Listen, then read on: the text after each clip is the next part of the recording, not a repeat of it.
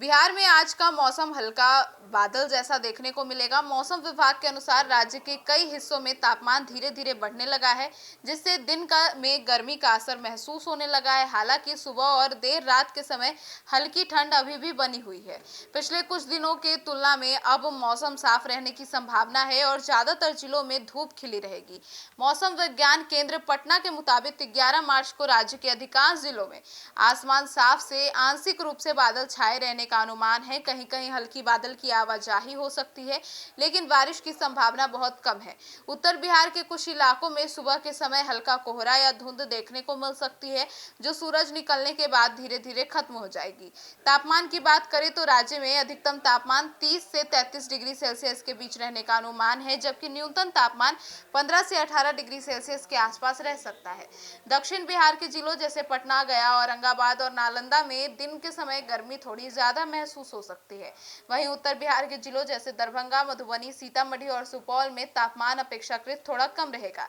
राजधानी पटना में आज मौसम सामान्य रहने की संभावना है। सुबह हल्की ठंड और हल्की हवा चल सकती है, लेकिन दिन चढ़ने के साथ धूप तेज हो जाएगी। पटना में अधिकतम तापमान लगभग 31 से 32 डिग्री सेल्सियस और न्यूनतम तापमान करीब 17 डिग्री सेल्सियस रहने का अनुमान है।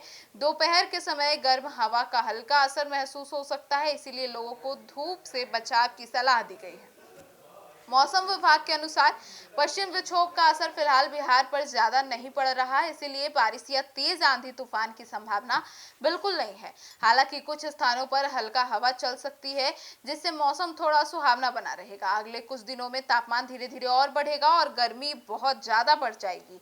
कृषि के लिहाज से यह मौसम किसानों के लिए काफी महत्वपूर्ण माना जा रहा है। गेहूं और अन्य रबी फसलों के लिए फिलहाल मौसम अनुकूल है। विशेषज्ञों का कहना है कि अगर तापमान इसी तरह से सामान्य बना रहता है तो फसलों की पैदावार पर सकारात्मक असर पड़ सकता है। अब हालांकि किसानों को सलाह दी गई है कि वे फसलों की सिंचाई और देखभाल पर विशेष ध्यान दें, क्योंकि तापमान बढ़ने के साथ मिट्टी की नमी कम हो जाती है।